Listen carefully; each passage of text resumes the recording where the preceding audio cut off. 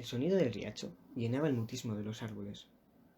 Los pájaros acompañaban creando un entorno ameno para aquel momento de tristeza.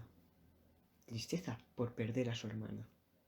¿Cómo era posible la entrega de una hija por parte de su madre para que fuera una criada?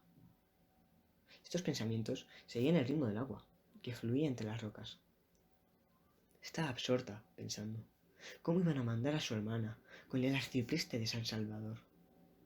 Mientras pensaba, escuché un ruido al otro lado de los árboles. Me acerqué a la calzada, origen del ruido. Asomada entre los árboles, observé a un ciego y a un crío sentarse en un valladar al lado del camino. Una extraña pareja, pensé. El crío tenía pinta de pasar penurias con aquel anciano. Sin hacer ruido, me agazapé entre los matorrales para observar aquel dueto. El hombre, pesadamente, sacó un saco de tamaño pequeño, el cual el niño miraba con deseo. ¿Qué contendría aquel saco para llenar aquella mirada? Seguí mirando, y el ciego sacó un racimo de uvas y empezó a hablar con el chico. Después empezaron a comer de una en una. Pensé que eran solo dos personas hambrientas comiendo, y mientras seguía mirando, el ciego empezó a comer de dos en dos y el chico le seguía. Me levanté y volví al río a pasar la tarde. Al rato, escuché el ruido de golpes y me alerté.